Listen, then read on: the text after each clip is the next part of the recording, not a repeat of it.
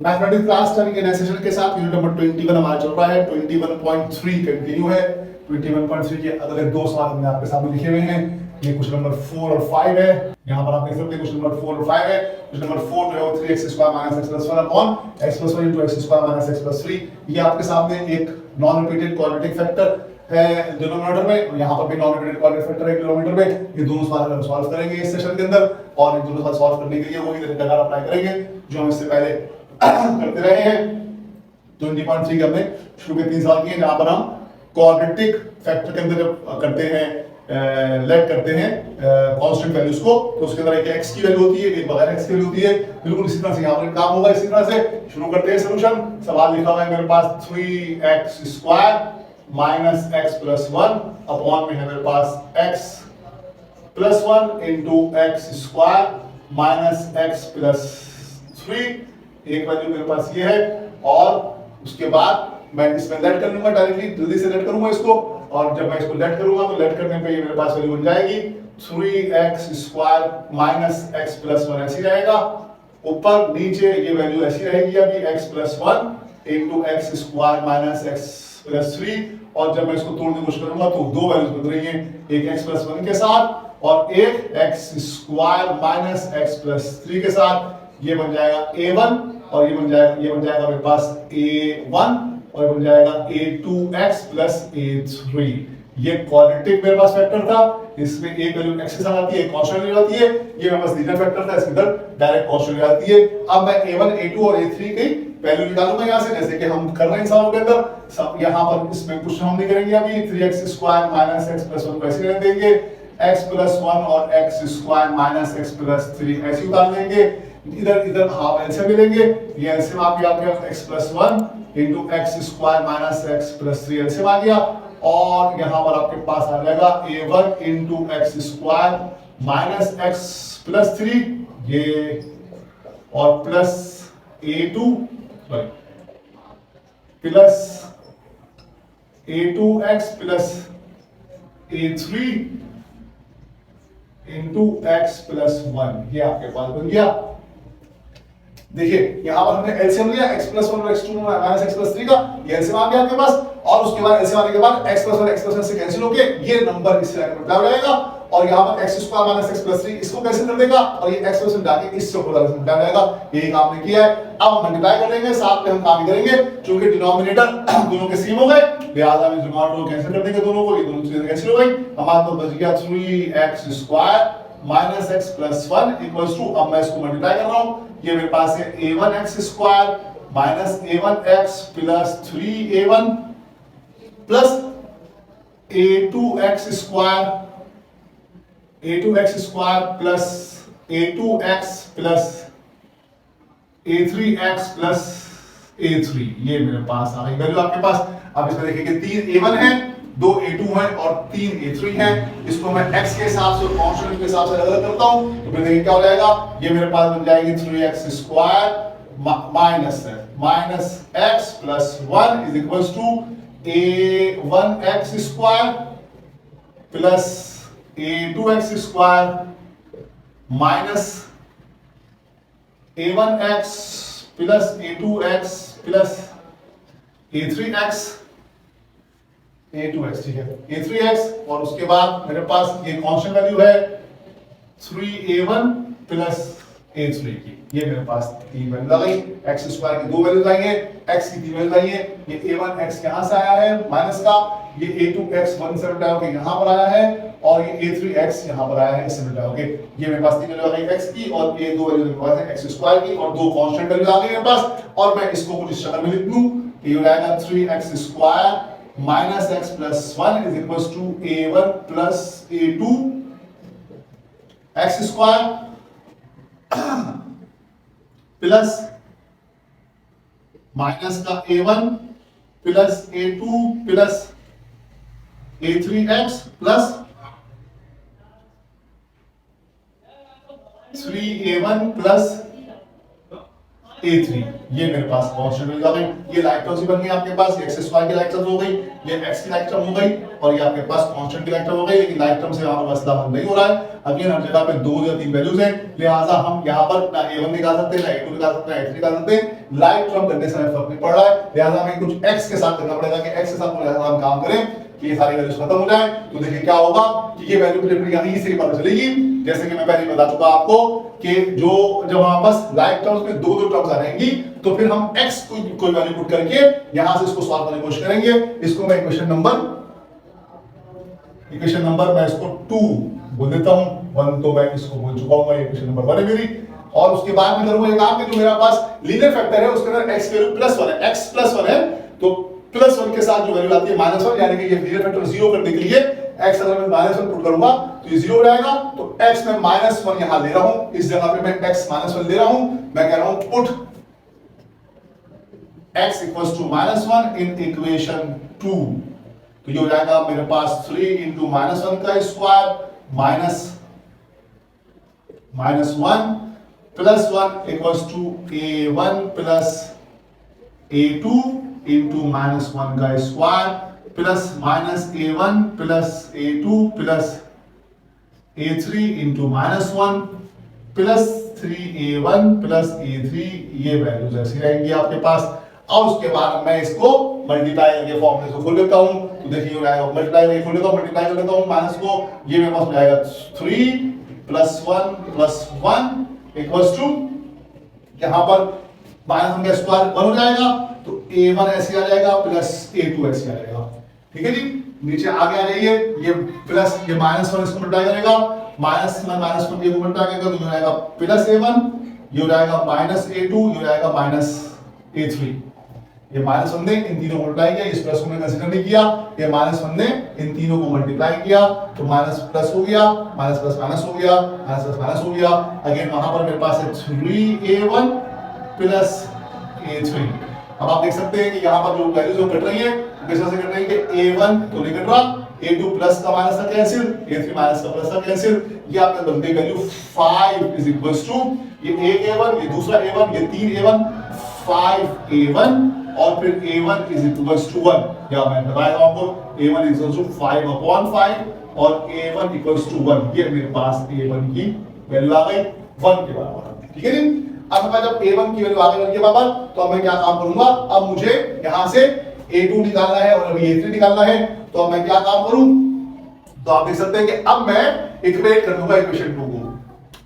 अब मैं क्या करूंगा, इक्वेशन 2 को इक्वेट कर देता हूं। देखिए by equating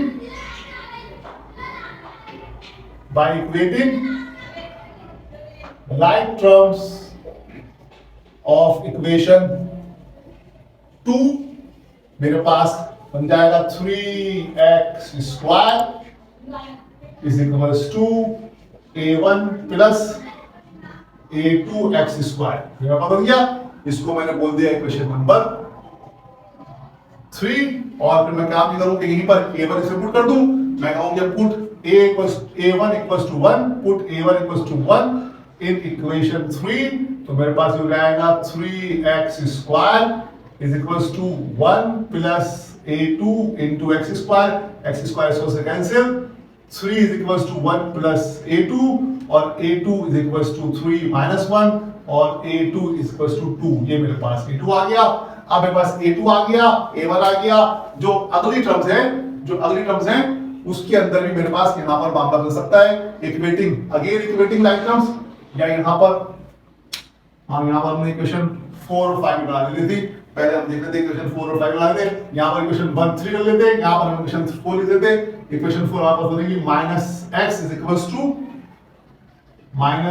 -a1 + a2 + a3 x। ये इक्वेशन नंबर 4 हो गई।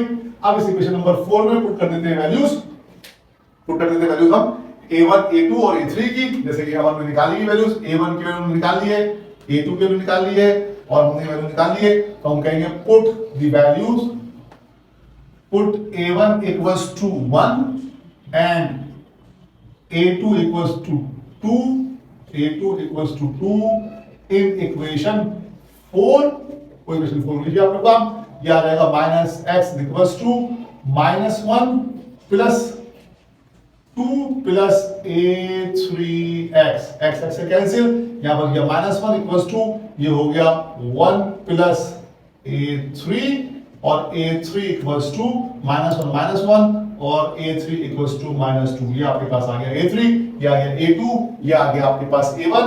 अब इनकी वैल्यूज को पुट कर दीजिए, यहां पर कर रहे हैं काम, put the values of a1, a2, a3 in equation 1।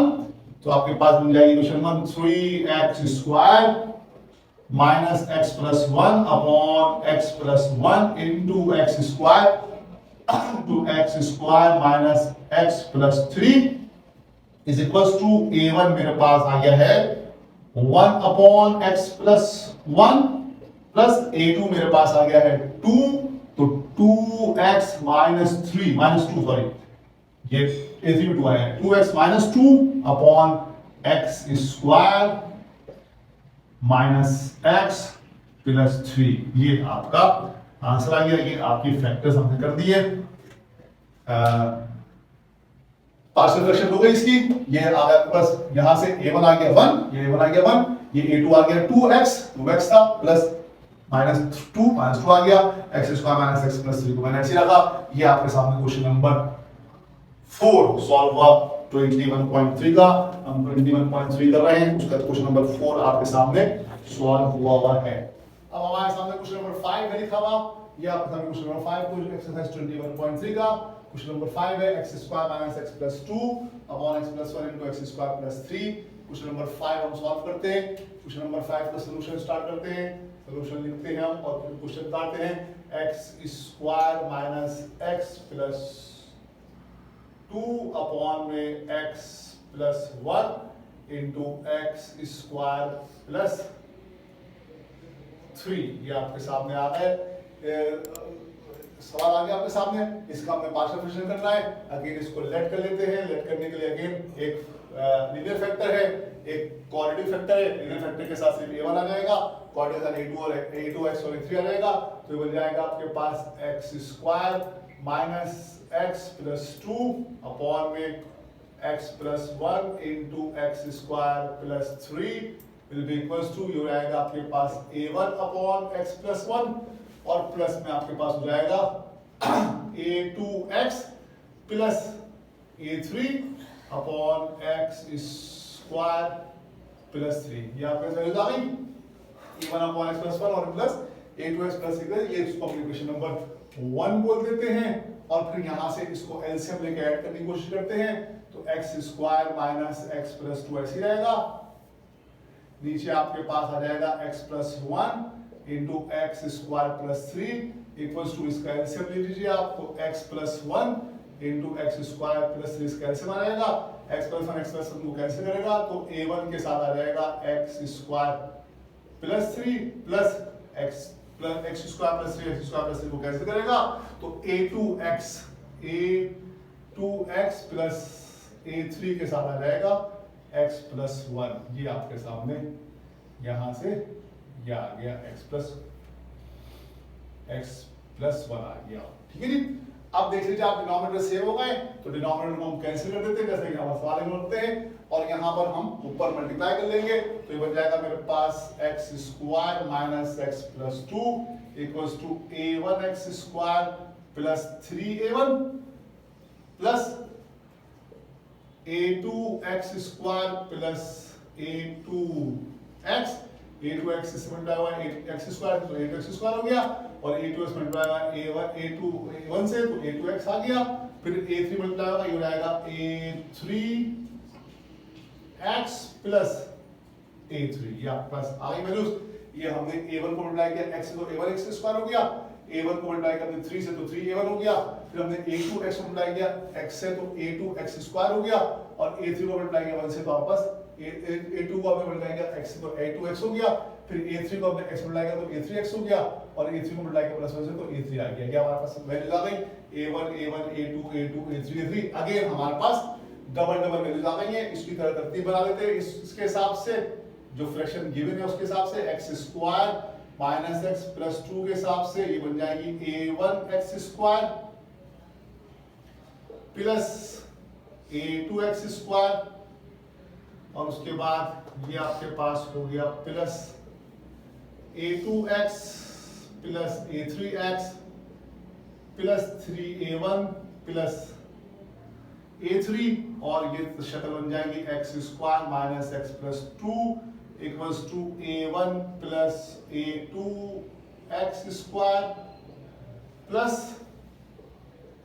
a2 plus 3a3x plus 3a1 plus a3 ये आपके पास आ गई।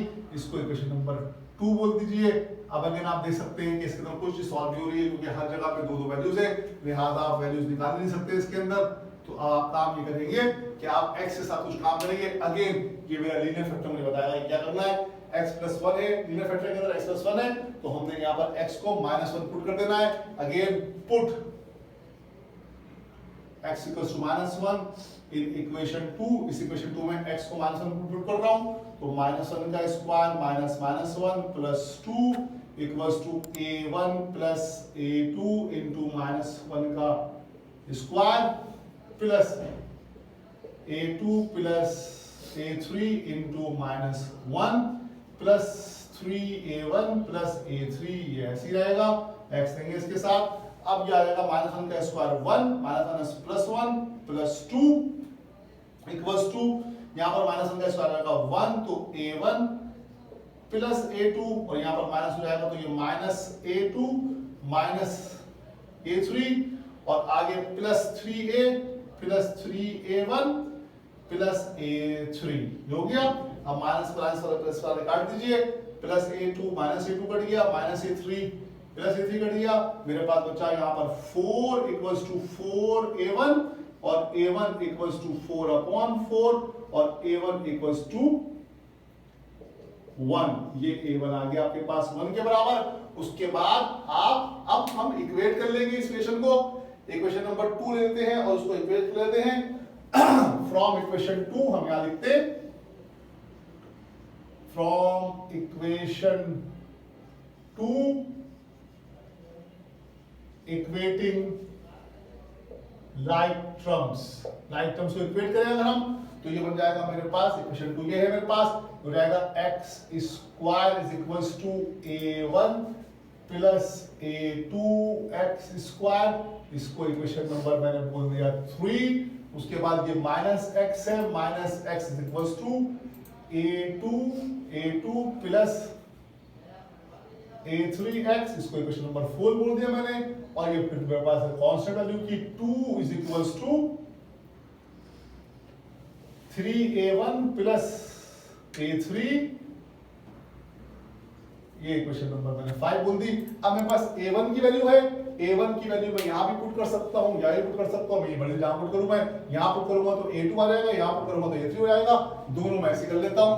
मैं कहता हूं put a1 equals to 1 put a1 equals to 1 in equation 3 तो मेरे पास ये बन जाएगा x square equals to 1 plus a2 x square से कैंसिल हो जाएगा। 1 इक्वल्स टू 1 प्लस a2 और a2 इक्वल्स टू 0। ये मेरे पास a2 0 के बराबर आ गया। a2 मेरे पास यहां पर 0 के बराबर आ गया। ठीक है। और उसके बाद मैं पुट कर देता हूं put a1 equals to 1 in equation 5 तो ये मेरे पास बन जाएगा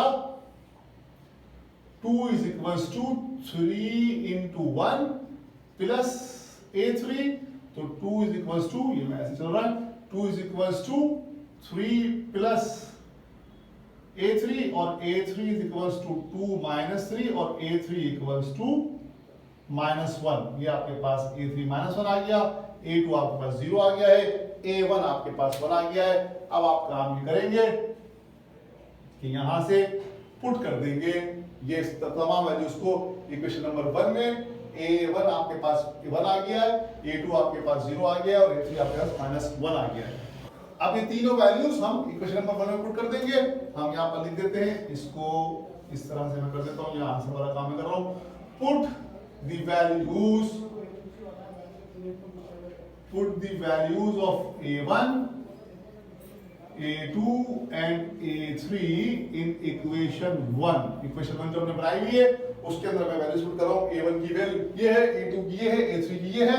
वैल्यूज पुट करते हैं, ये बन जाएगा मेरे पास x square minus x plus 2 upon में x plus 1 into x square plus 3, ये बराबर हो जाएगा मेरे पास, ये मेरे पास बराबर हो जाएगा 1 अपॉन x प्लस 1, a1 मेरे पास 1 था, प्लस a2 मेरे पास 0 हो गया तो 0x लिख देता हूं यहां पर, प्लस a3 मेरे पास यहां पर -1 था, ये मैंने -1 लिख दिया, अपॉन में आ गया मेरे पास x स्क्वायर प्लस 3। ये आपको मैंने दिखाने के लिए लिखा कि इसको ऐसे लिखा जाएगा। उसके बाद नेक्स्ट स्टेप के अंदर ये हो जाएगा x square minus x plus 3 upon x plus 1 into x square plus 3 equals to 1 upon x plus 1, और ये आपके पास आ जाएगा plus -1 upon x square plus 3, और आखिर में यहां मैं इसका आंसर लिख रहा हूं। इसका आंसर हो जाएगा आपके पास x square minus x plus 2 upon x plus 1 into x square plus 3, ये बराबर आ जाएगा 1 upon x plus 1 minus 1 upon x square plus 3 के। ये आपका आंसर आ गया। आपने पार्शियल फ्रैक्शन बना दी इस इक्वेशन, इस फ्रैक्शन की पार्शियल फ्रैक्शन ये बनी 1 upon x plus 1 minus 1 upon x square plus 3। हमने इसमें लेट किया पहले, जैसे कि हम हमेशा करते हैं। ये हमारे पास आखिरी सवाल था 21.3 का। 21.3 में हम नॉन रिपीटेड क्वाड्रेटिक फैक्टर के ऊपर काम कर रहे थे। आगे जो हमारे पास इक्वेशन आएगी, आगे जो हमारे पास एक्सरसाइज आएगी, उसके अंदर कुछ चौथी टाइप की हमारे पास पार्शियल फ्रैक्शन होगी। 3 टाइप्स की पार्शियल फ्रैक्शन हमने कर ली है। तीसरी टाइप हमारे पास यही थी कि quadratic non repeated quadratic factor था। नॉन रिपीटेड क्वाड्रेटिक फैक्टर यहां पर था, ये भी क्वाड्रेटिक फैक्टर था, नॉन रिपीटेड था, ये भी क्वाड्रेटिक नॉन रिपीटेड था, मतलब उसके बाद स्क्वायर मजीद नहीं था। और उसके बाद हमने इसमें ये बना के ये इक्वेशन हमने यहां बनाई, इक्वेशन नंबर 2, और फिर ये x -1 यहां से उठा के यहां पुट करके हमने इसकी a1 की वैल्यू निकाल ली। फिर हमने इक्वेटिंग किया इक्वेशन को, इक्वेशन 2 को, 3 इक्वेशन और बनाई, 3 4 5। 3 में पुट किया a1 को तो a2 आ गया, 5 में पुट किया a1 को तो a3 आ गया। फिर a1 a2 a3 की वैल्यू को हमने वापस इक्वेशन नंबर 1 में पुट किया, और आपके पास ये आंसर आ गया 1 upon x plus 1 minus 1 upon x square plus 3। यहां पर आपकी एक्सरसाइज 21.3 खत्म हुई। ये 21.3 का आखिरी सवाल आपके सामने हुआ है। 21.3 खत्म होती है। नेक्स्ट सेक्शन में हम नई एक्सरसाइज शुरू करेंगे 21.4। उसका पहले कॉन्सेप्ट लेके एक सवाल करेंगे, और फिर मजीद उसके 5 सवाल हैं, उसकी भी हम वीडियोस इंशाल्लाह बहुत जल्द बना के आपको पेश करेंगे। यहाँ पर 21.3 खत्म होती है।